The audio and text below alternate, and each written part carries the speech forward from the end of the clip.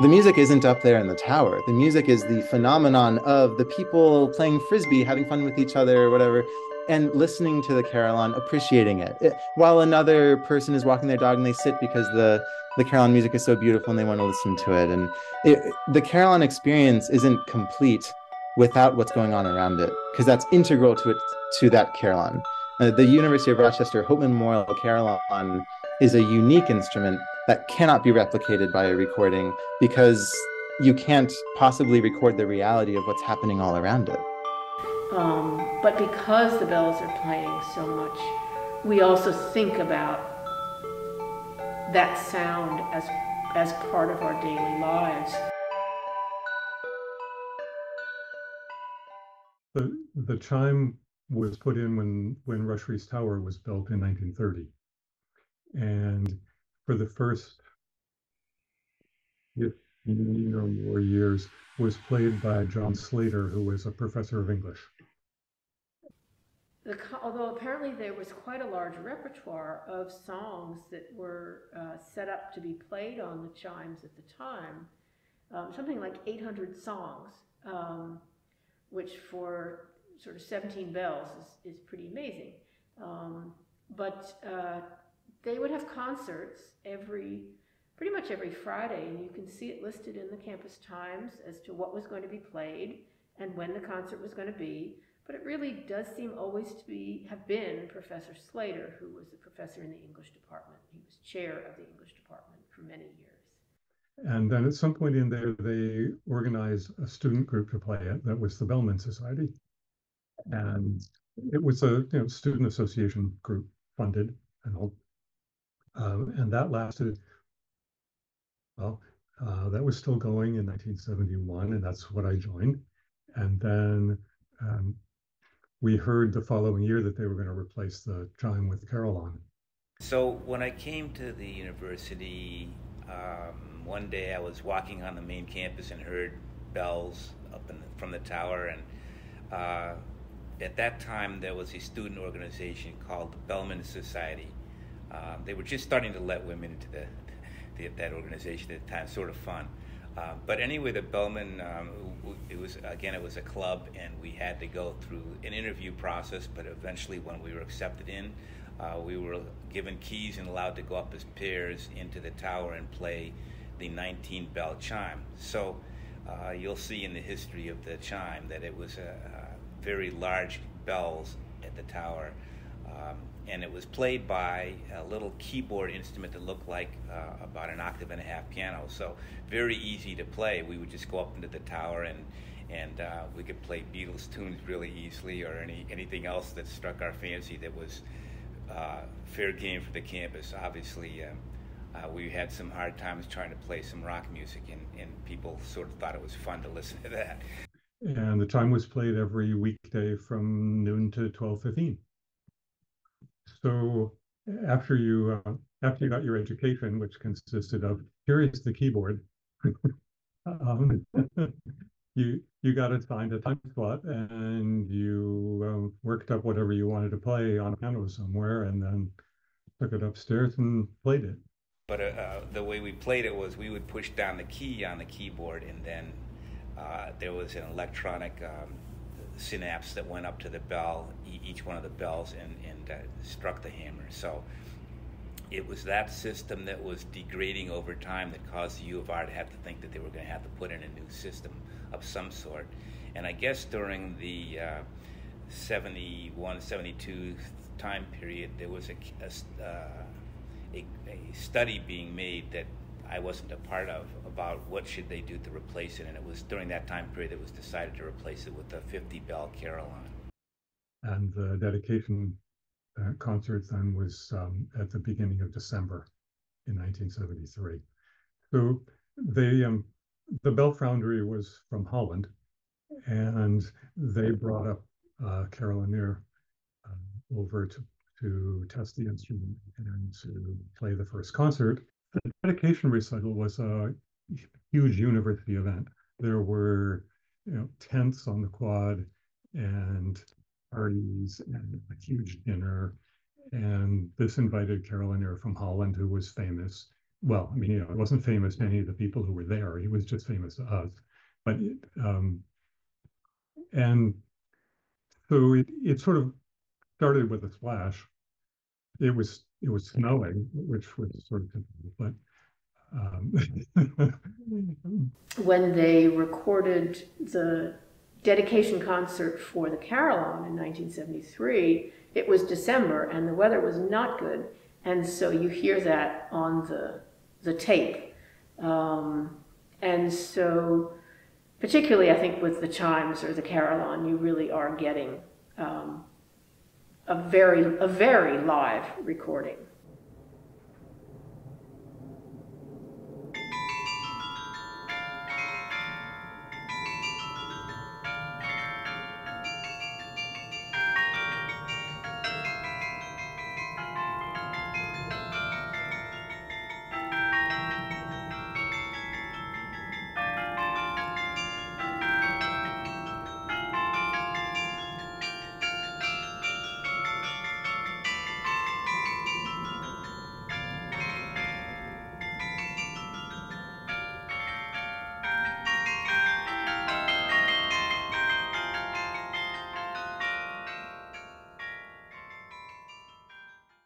I left Rochester in 1975 and came back in 1970, summer of 78, and went to people I knew in the administration and said, I'm going to play that and you're going to pay me.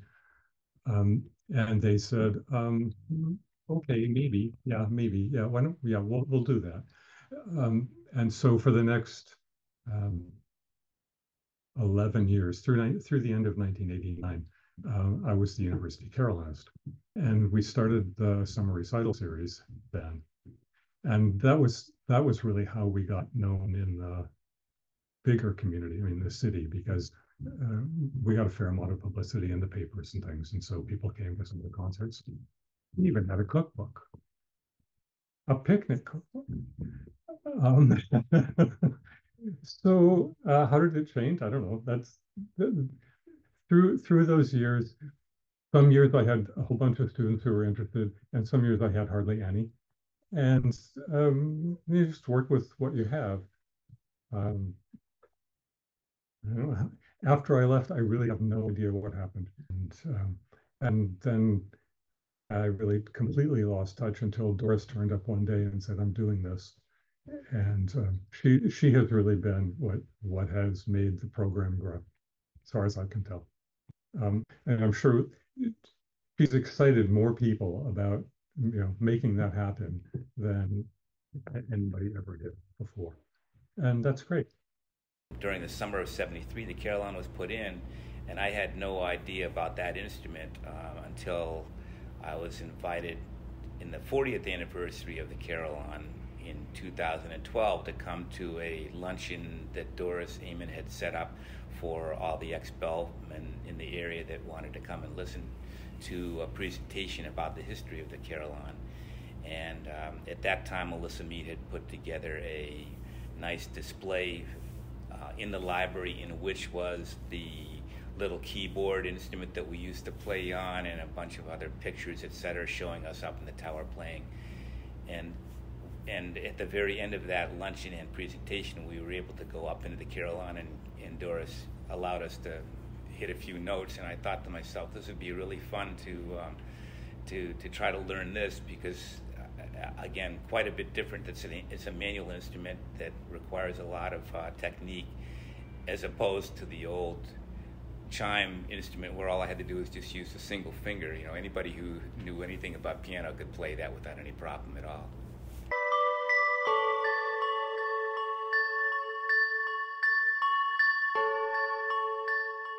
And I think one of the other projects I really liked doing was Charles, who is an alumni who didn't play the Carillon when he was a student, who came back. He's wrote so many things, and me and him, he actually emailed me a couple days ago. He's like, Gabby, it's so nice to hear from you, and we need to catch up, because he really embodied you can try something new even if you're older. And listen, Charles can play me under the table, and he's a lot older than I am, but he also knows how to play the bagpipes. And we had a thing where we had the bagpipes playing and the carillon playing, and it was just the weirdest but coolest sound together. That was another project. I think, though, what I really enjoyed the most about Carillon was the freedom and the creativity that Doris and the music department allowed us to have with it. You know, I think it's interesting to think about how the Carillon has become a symbol on the campus, because we always think it's the tower, right? We don't necessarily realize there are these bells in the tower. And I think that is, it's possible that during the 30s and 40s, especially during World War II, that we're returning to that idea that the bells are special, and that they have meaning during good times and bad times, and that they are used in times of celebration for the end of World War II and other occasions, special occasions. And so I think in some ways we're returning to that idea, and I think that is really testament to the program that Doris Amon has built up to have students learn how to play and perform. Hopeman Carillon is a gift. Everything about it, the instrument, the bench we sit on, the sound system, the music we play, our time, it's all a gift for the university to enjoy. Students learn to play as part of a musical heritage supported by Arthur Satt's music department on River Campus. Students give back the gift of their time and talent to the university in gratitude for the opportunity to be a part of something that's big and very unique. There are only 7 carillons in New York. Of those, only the University of Rochester teaches carillon. Eastman Community Music School also provides private lessons to community members who wish to learn. The bells ring music by human hands here in New York State. Alumni gifting of the refurbishment and support of the students' interest in playing carillon has created an opportunity where the past, present, and future all meet through alumni generosity. Carillon students leave University of Rochester with the capability, if they work hard and they want to take up the batons of bell instruments wherever they might go. Some choose to study and play carillon overseas. Students grow comfortable performing on camera, recording live streams, keeping rolling through very public mistakes. And they use bell music to extend their voice and speak to their world. I would say that Carillon has impacted my life a lot, and say in areas outside of Carillon. This is kind of the biggest thing I'm doing right now, so it's kind of hard to, in a sense, it's kind of hard to identify the rest of my life. But obviously I'm in Belgium. I'm not obviously, right now I'm in Belgium. And that's pretty cool. And Carillon is what's let me be here. Of course, the biggest thing I'm excited about in Belgium is the Carillon. But I've gotten to really experience a different culture. That's something that, like the transience of the virtual world is something that we particularly experienced after COVID, but that we were experiencing already while I was an undergrad, was like this sense of like, I was feeling like disconnected from my past. Like I have ancestors from like Norway, Germany, Scotland, Ireland, whatever. But I don't feel connected to those countries. So like, but they came over here. So I'm kind of like descended from immigrants, but I'm not like indigenous here. And like, it's like, what's my foundation, right? And I think that's something that Carillon provided. And it's that sense of grounding. Like, I know like other people have played this instrument too. And when I play this instrument, I'm participating in that tradition with them. So I'm bigger than myself, you know, and that makes me feel safe, makes me feel valued and wanted. And so I'm not stuck in this existential crisis of, I have to figure out my own meaning, because I can trust that the people before me playing the carillon had meaning too, and their lives help give my life meaning when I play it as well. The thing I would want to talk about is just the impact that it can have on the individual people who play it. The instrument is larger than you. It's something that you don't get the opportunity to play. I would have not been able to play the Carillon in New York City if it wasn't for University of Rochester. University of Rochester's Carillon program is one of the best probably in the country, in my opinion, because of just, it really gives the ability to the students. It's been it was one of my favorite experiences at Rochester, and just trying to explain to people who've never heard of the Carillon, it comes into a deep dive conversation where people are like, wait a minute, really? I'm like, yeah, they used to let me and another person just head up there and just to play for an hour and practice, because there's honestly nothing like it. Even when I listen to a Carillon now, I still look fondly on my days at Rochester, because it's just such a unique experience and such a unique sound.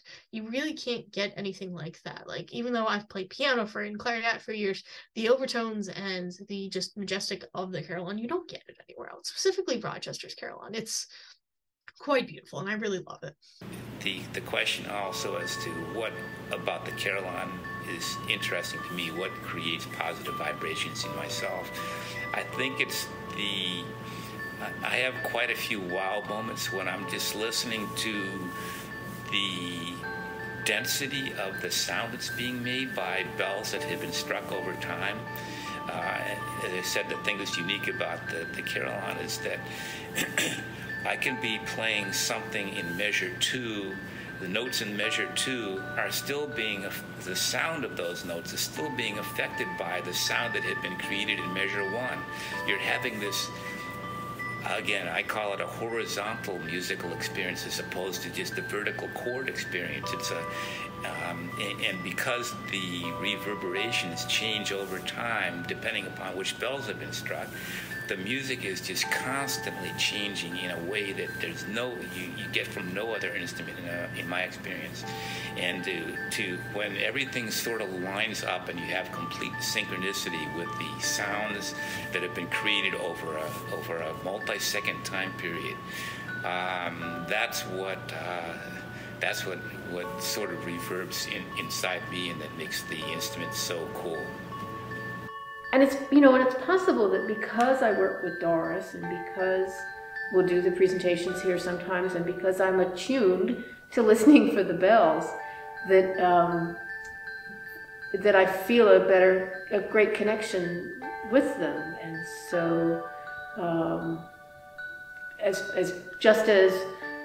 I'm not the librarian necessarily who specializes in their class. I'm not their subject specialist necessarily, but I do feel a connection to that group of students, whether I know who they are or not. There's a whole spirituality around this music that's like the notes, like a note fits within a chord, right? And a note can have its own identity within that chord. Or if you have two lines of music going, you've got one that goes like this, up and then down.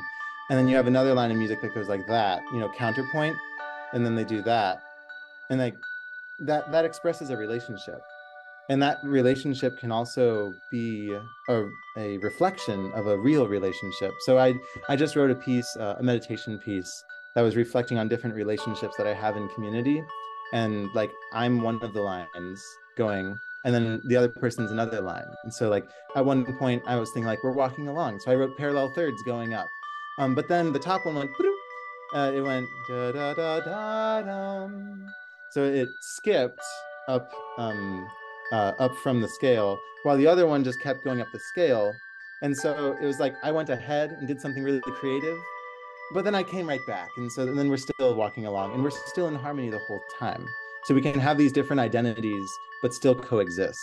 And a recording will never be able to capture all those upper overtones of the spectrum, and it will never be able to capture it and be able to replicate entirely what that bell sounds like, because the bell is a circle that is sometimes wider than even a person, and a speaker isn't going to do that. And it's also not up in a tower, and it also doesn't have buses going across. It doesn't have people you're talking with. On the quad, listening to the Carillon going in the tower while I'm playing Frisbee with friends. That's music. Actually, that in its experience is the phenomenon of music happening. The Carillon on top Rushby's Library is, in my opinion, a unique jewel with unlimited facets waiting for future students to use it. Carry on, Carillon.